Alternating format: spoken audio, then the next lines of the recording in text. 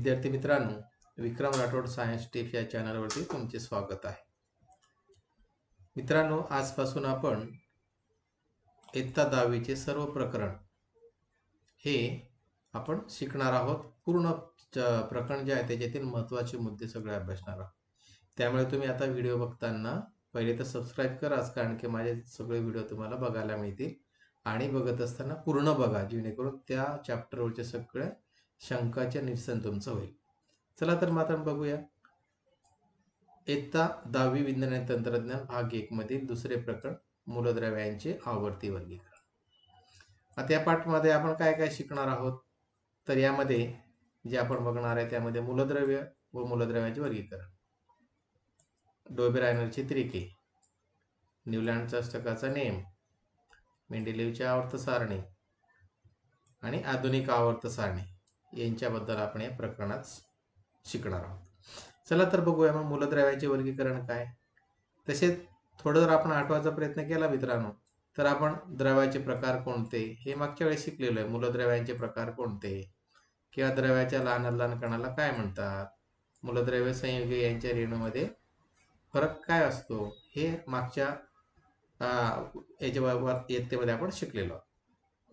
आता बघूया आपण मूलद्रव्यांचे वर्गीकरण कशा पद्धतीने करण्यात आले. Classification of elements.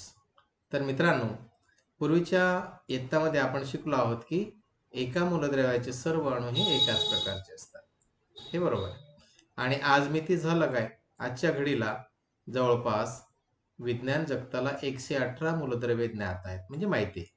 मात्र इसवी सन 1800च्या सुमारास फक्त 30 मूलद्रव्ये ज्ञात होती, म्हणजे तेवढीच माहिती होती. आता 118 माहिती आहे. आणि काळाच्या ओघात अधिक मूलद्रव्यांचा शोध लागत गेला आणि या मूलद्रव्यांच्या गुणधर्माविषयी अधिक माहिती मिळावी, साठत गेली त्यांची माहिती हळूहळू.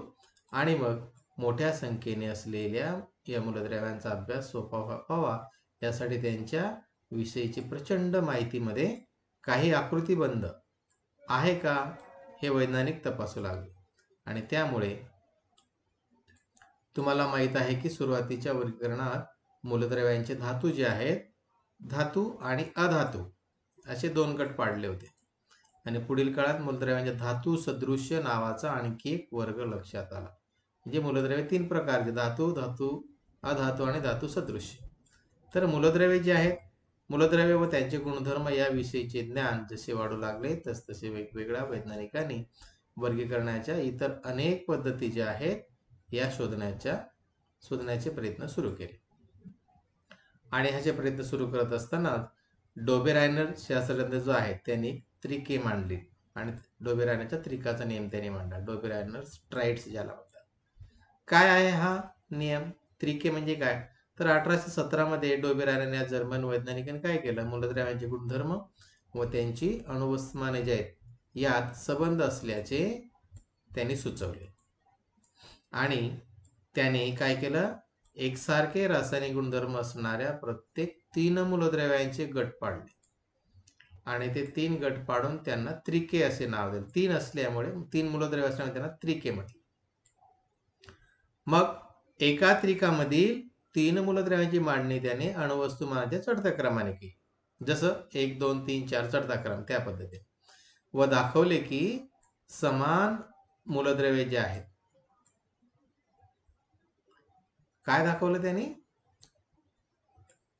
समान दाखवले की मधल्या मूलद्रव्याचे अणुवस्तुमान हे कसे असते, तर मधल्या मूलद्रव्याचे अणुवस्तुमान हे अंदाजे इतर 2 मूलद्रव्यांच्या अणुवस्तुमानाच्या सरासरी इतके असते. बघा, हा डोबेरायनर त्रिकाचा नियम मांडला. काय मांडला की एका त्रिकामध्ये 3 मूलद्रव्यांची मांडणी त्याने अणुवस्तुमानाच्या चढत्या क्रमाने केली व दाखवले की मधल्या मूलद्रव्याचे अणुवस्तुमान हे अंदाजे इतर 2 मूलद्रव्यांच्या अणुवस्तुमानाच्या सरासरी इतके असते. मात्र सर्व ज्ञात मूलद्रव्यांचे वर्गीकरण या डोबेरायनरला त्रिकामध्ये करता आले नाही. ठीक आहे, मग ज्या ज्या मूलद्रव्यांचे वर्गीकरण करता आले त्रिकामध्ये मांडता येईल त्याची काही उदाहरणे बघूया आपण. उदाहरण पहिलं बघा, हा त्रिक दिले, सोडियम, लिथियम, पोटॅशियम. या 3 मूलद्रव्यांचा गट केला, लिथियम, सोडियम, पोटॅशियम. तर मधला मूलद्रव्य काय आहे? सोडियम. बघा तिघांची मांडणी अणुवस्तुमानाच्या चढत्या क्रमाने केली. लिथियमची बघा अणुवस्तुमान किती 6.9. ठीक आहे. सोडियमचं किती 23 आणि पोटॅशियमचं अणुवस्तुमान किती 39.1. बघा चढता क्रम आहे 6.9, 23 आणि 39.1. मग चढत्या क्रमाने केली असता मधल्या मूलद्रव्याचं अणुवस्तुमान म्हणजे सोडियमचं अणुवस्तुमान किती 23. तेवढा या दोघांच्या सरासरी असायला पाहिजे. मग त्याने काय केलं, या दोघांची सरासरी म्हणजे लिथियमचा अणुवस्तुमान घेतला 6.9, पोटॅशियमचा घेतला 39.1 आणि डिवायडेड 2. उत्तर काय आलं 23. आणि मग मधल्या मूलद्रव्याचा अणुवस्तुमान किती 23. म्हणजेच मूलद्रव्यांची मांडणी अणुवस्तुमानाच्या जर चढत्या क्रमाने केली असता मधल्या मूलद्रव्याचे अणुवस्तुमान आहे अंदाजे इतर दोन मूलद्रव्याच्या अणुवस्तुमानाच्या सरासरी इतकी त्यांनी सिद्ध केलं. आणि असं जे दुसरं उदाहरण घेतलं त्याने, त्यामध्ये काय काय घेतलं बघा, तुम्हाला दिसते आकृतीमध्ये की हे कॅल्शियम बरोबर पहिला, दुसरा जो आहे तो स्ट्रॉन्शियम आहे आणि तिसरा आहे बेरियम. हे 3 मूलद्रव्यांचा गट केला, त्याला त्रिके दिली आणि त्यांची मांडणी अणुवस्तुमानाच्या चढत्या क्रमाने केली. बघा दिसतोय चढता क्रम तुम्हाला. आणि मधल्या मूलद्रव्याचा अणुवस्तुमानांक म्हणजेच या स्ट्रॉन्शियम जो आहे त्याचा 87.6 अणुवस्तुमानांक. मी या दोघांची सरासरी काढली. कॅल्शियम 40.1, बेरियम 137.3 भागिले 2, याचं उत्तर आलं 88.7. म्हणजे हे जे साम्य आहे दोघांमधले हे अंदाजे बरोबरच आहे. अशी त्रिके त्यांनी मांडली आणि प्रत्येकाचा मधल्या मूलद्रव्याचा अणुवस्तुमान हा इतर दोन मूलद्रव्यांच्या अणुवस्तुमानाच्या सरासरी इतका ते दाखवून दिलं. तिसरा त्रिकेस क्लोरीन, ब्रोमिन, आयोडीन. मग मधला ब्रोमिन जो आहे त्याचा अणुवस्तुमानांक बघा 79.9, क्लोरीनचा 35.5, आयोडीनचा 126.9. मग काय केलं त्यांनी 35.5 म्हणजे ब्रोमिन, ठीक आहे, क्लोरीन 35.5 आणि दुसरा आयोडीन जो आहे त्याचा 126.9 आणि भागिले 2. बघा मग त्यांची सरासरी 81.2. म्हणजे अंदाजे मधल्या मूलद्रव्याच्या अणुवस्तुमानांक एवढे असते त्याने सिद्ध केले. ठीक आहे, हे तुम्हाला कळालं असेल. आणि खालच्या या उदाहरणावरून तुम्हाला त्रिके आहे की नाही हे ओळखता येईल. तर याचा सराव तुम्ही करायचा. ठीक आहे मित्रांनो. पुढचा मुद्दा जो बघणार आहे आपण तो न्यूलँडचा अष्टकाचा. तर या न्यूलँडने काय केलं, न्यूलँड हा एक शास्त्रज्ञ, त्यांनी नियम मांडला न्यूलँडच्या अष्टकाचा नियम, त्यालाच न्यूलँड्स लॉ ऑफ ऑक्टेट म्हणतात. तर इंग्लिश वैज्ञानिक होते जॉन न्यूलँड्स याने एका वेगळ्या मार्गाने अणुवस्तुमानाचा सहसंबंध मूलद्रव्याच्या गुणधर्माशी जोडला. काय केलं, सन 1866 मध्ये न्यूलँडने त्या काळी जे ज्ञात असलेले मूलद्रव्य होते त्यांचा त्यांच्या अणुवस्तुमानाच्या चढत्या क्रमाने मांडणी केली. आणि सुद्धा चढत्या क्रमाने मांडणी केली आणि याची सुरुवात सर्वात हलक्या अशा हायड्रोजन या मूलद्रव्याने केली. हायड्रोजनने त्याची सुरुवात केली. चौकटी दिसते ती सुरुवाती हायड्रोजनने केली. तर शेवट थोरियमने केला. त्या मांडणीचा शेवट जो आहे थोरियमने केला. आणि मग त्याला असे दिसले की प्रत्येक 8व्या मूलद्रव्याला पहिल्या मूलद्रव्यासारखेच गुणधर्म होते हे त्याने दिसले. जसे सोडियम जे आहे, सोडियम आणि लिथियम. सोडियम हे लिथियम पासून 8वे मूलद्रव्य आहे. बघा हा सोडियम दिसतो तुम्हाला, हा सोडियम, हा लिथियम पासून जर मोजला 1, 2, 3, 4, 5, 6, 7 आणि 8. बघा सोडियम हा 8वा मूलद्रव्य लिथियम पासून आणि त्या दोघांचे गुणधर्म जे आहेत एकसारखेच आहेत हे त्याने सिद्ध केले. तसेच मॅग्नेशियम आणि बेरिलियम. मग हा मॅग्नेशियम आणि बेरिलियम या दोघांचेही गुणधर्म साधर्म्य असून फ्लोरीनशी साधर्म्य आहे. बघा क्लोरीन आणि फ्लोरीन कुठे दिसत आहे तुम्हाला चौकटीमध्ये, क्लोरीन आणि फ्लोरीन. बघा हा क्लोरीन आहे आणि हा फ्लोरीन, म्हणजे क्लोरीन हा फ्लोरीन पासून 8वा मूलद्रव्य, या दोघांचे साधर्म्य आहे असं त्याने दाखवून दिलं. आणि न्यूलँडने या सारखेपणाची तुलना संगीतातील अष्टकाशी केली आणि त्याने 8व्या व पहिल्या मूलद्रव्याच्या गुणधर्मामध्ये दिसून येणाऱ्या सारखेपणाला अष्टकाचा नियम असे म्हणले त्याने. म्हणजेच काय, याचं एक आणखी उदाहरण दिलं त्याने की सा रे ग म प ध नि सा हे संगीतातील जे स्वर आहे ते सुरुवात 6 ने होते आणि शेवट सुद्धा 6नेच होते. अशा पद्धतीने न्यूलँड या शास्त्रज्ञाने नियम मांडला. म्हणजेच काय, मूलद्रव्याची मांडणी त्याच्या अणुवस्तुमानाच्या चढत्या क्रमाने केली असता प्रत्येक 8 मूलद्रव्याचे गुणधर्म हे पहिल्या मूलद्रव्यासारखेच त्याला आढळून आले. अशा पद्धतीने त्याने ही अष्टके तयार केली, चौकट तयार केली. आणि न्यूलँडच्या अष्टकाच्या नियमात काही त्रुटी आढळून आल्या. हा नियम फक्त कॅल्शियम पर्यंतच लागू होता.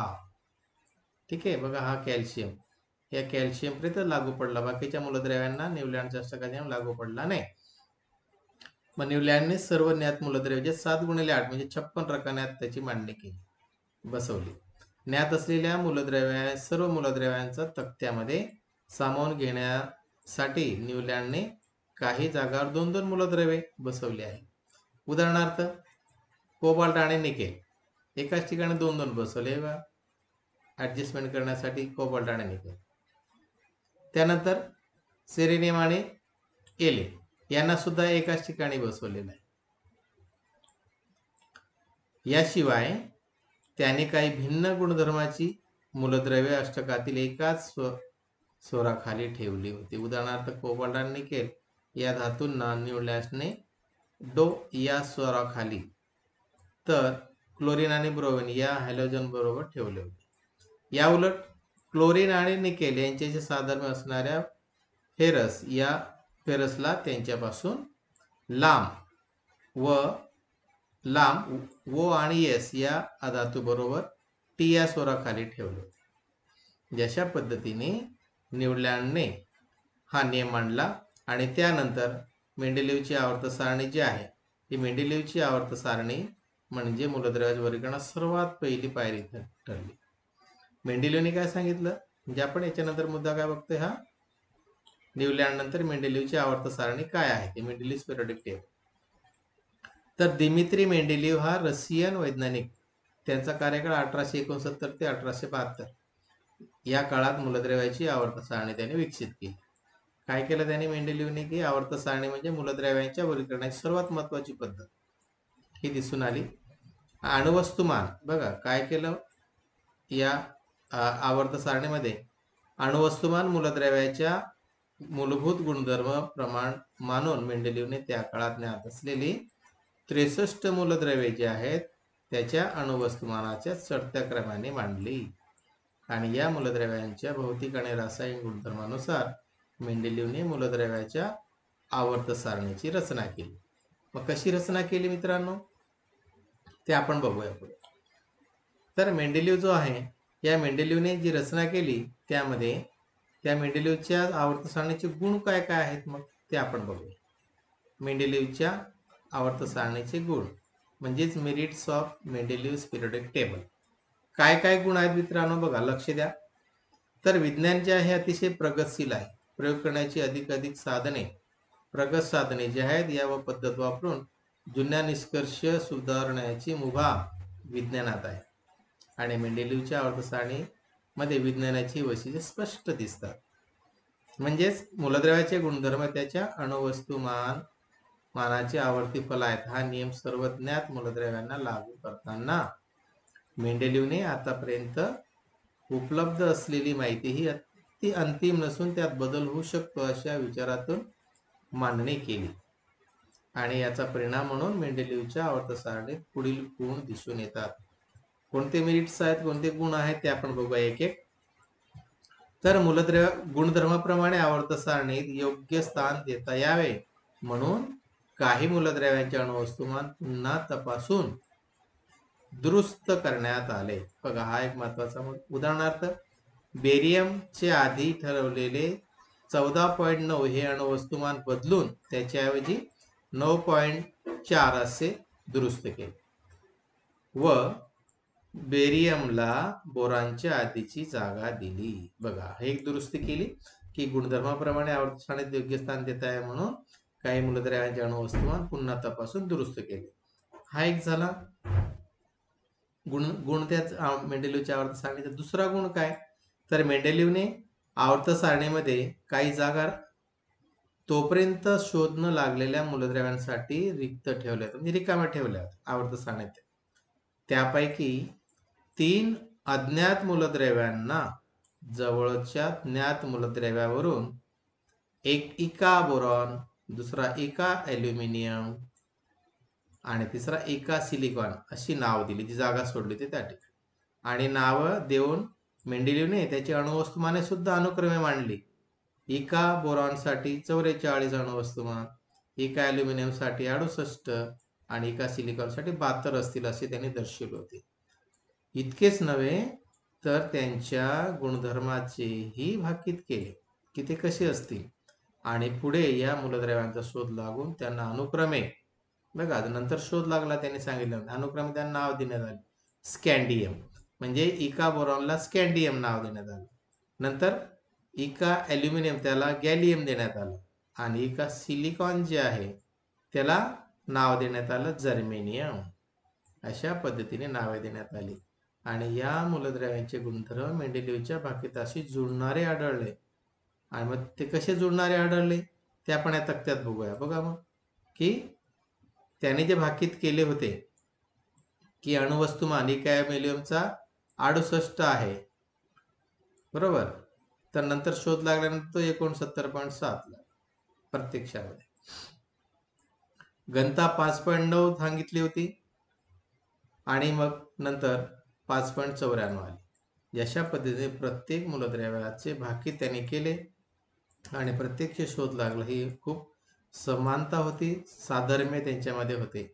ऑक्साईड सूत्र E2O3, इथे Ca2O3. अशा पद्धतीने या गॅलियमने केलेले भाकीत व प्रत्यक्षातील गुणधर्म दिसले. एवढे छान गुण या आवर्त सारणीमध्ये होते. आणि शेवटचा गुण जो होता तो म्हणजे मेंडेलिव्हच्या मूळ आवर्त सारणीत राजवायूसाठी काही जागा ठेवलेली नव्हती, बघा.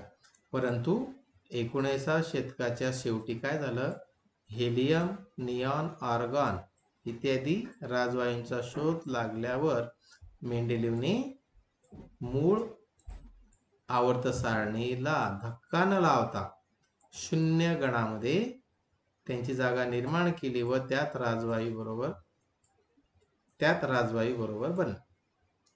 बसले. जशा पद्धतीने मेंडेलिव्हने मूळ आवर्त सारणीत राजवायूसाठी जागा ठेवली नव्हती, मात्र शोध लागल्यानंतर त्यांना त्या राजवायू बरोबर त्यांची जागा फिक्स केली आवर्त सारणीमध्ये. अशा पद्धतीने मेंडेलिव्हच्या आवर्त सारणीचे गुण आपल्याला सांगता येतील. आणि मग त्रुटी काय मित्रांनो, तर मेंडेलिव्हच्या आवर्त सारणीमधील त्रुटी ते आपण अभ्यासूया. म्हणजे गुण तसे त्रुटी पण आहेतच. म्हणजेच काय, मेंडेलिव्हच्या आवर्त सारणीतील त्रुटी त्याला डिमेरिट्स ऑफ मेंडेलिव्हज पिरियोडिक टेबल म्हणतात. कोणत्या त्रुटी आहेत बघा, एक एक बघूया आपण. कोबाल्ट व निकेल या मूलद्रव्यांचे पूर्णांकी अणुवस्तुमान समान असल्याने त्यांच्या क्रमाबद्दल मेंडेलिव्हच्या आवर्त सारणीत संदिग्ध होते. बघा हा एक डिमेरिट्स आहे की कोबाल्ट आणि निकेल या मूलद्रव्यांचे पूर्णांकी अणुवस्तुमान समान आहे दोघांची, त्यांच्या क्रमाबद्दल मेंडेलिव्हच्या आवर्त सारणीत संदिग्ध होते, स्पष्ट सांगता येत नव्हतं. हा एक त्रुटी झाली. आणि दुसरी, मेंडेलिव्हने आवर्त सारणी मांडल्यानंतर खूप काळाने समस्थानिकांचा शोध लागला. मेंडेलिव्हची आवर्त सारणी मांडली त्यानंतर समस्थानिकांचा शोध लागला आणि समस्थानिकेचे रासायनिक गुणधर्म समान असतात, तर अणुवस्तुमान भिन्न असल्यामुळे त्यांना मेंडेलिव्हच्या आवर्त सारणीत जागा कशा प्रकारे द्यायची हे एक मोठे आव्हान होते. हा दुसरा डिमेरिट म्हणजे दुसरी त्रुटी. आणि तिसरी त्रुटी होती की वाढत्या अणुवस्तुमानाप्रमाणे मांडलेल्या मूलद्रव्यांच्या अणुवस्तुमानामधील वाढ ही नियमित दराने होताना दिसत नाही. त्यामुळे काय झालं, त्यामुळे दोन जड मूलद्रव्यांमध्ये किती मूलद्रव्यांचा शोध लागेल याचे भाकीत करणे मेंडेलिव्हच्या आवर्त सारणीच्या नियमानुसार शक्य नव्हते. ही तिसरी त्रुटी झाली मित्रांनो. आणि चौथी त्रुटी आपण बघणार आहोत ती म्हणजे हायड्रोजनचे स्थान. म्हणजे हायड्रोजन हा हॅलोजन गणाशी साधर्म्य दाखवतो आपल्याला माहिती आहे. उदाहरणार्थ जसे हायड्रोजनचे रेणुसूत्र हे H2 आहे, बरोबर, तसं फ्लोरीन, क्लोरीन आणि यांची रेणुसूत्रे सुद्धा F2 आणि Cl2 आहेत, अशीच आहे, बरोबर. बघा हायड्रोजन Cl2 त्याची सूत्रे या पद्धतीने आहेत. ठीक आहे. तसेच हायड्रोजन अल्कधातू आहे, याच्या रासायनिक गुणधर्मामध्येही साधर्म्य आहे, सारखेपणा आहे. हायड्रोजन व अल्कधातू सोडियम, पोटॅशियम इत्यादी यांनी क्लोरीन व ऑक्सिजन यांच्याबरोबर तयार केलेल्या संयुगाच्या रेणूसूत्राने साधर्म्य आहे.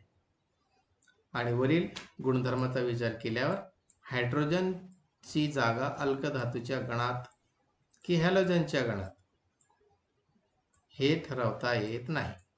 अशा पद्धतीने हे 4 त्रुटी मेंडेलिव्हच्या आवर्त सारणीमध्ये दिसून आल्या मित्रांनो. आणि मग हे पाहिल्यानंतर एवढी माहिती आपण इथे थांबूया आणि पुढचा नवीन व्हिडिओ याच प्रकरणावरती करणार आहोत.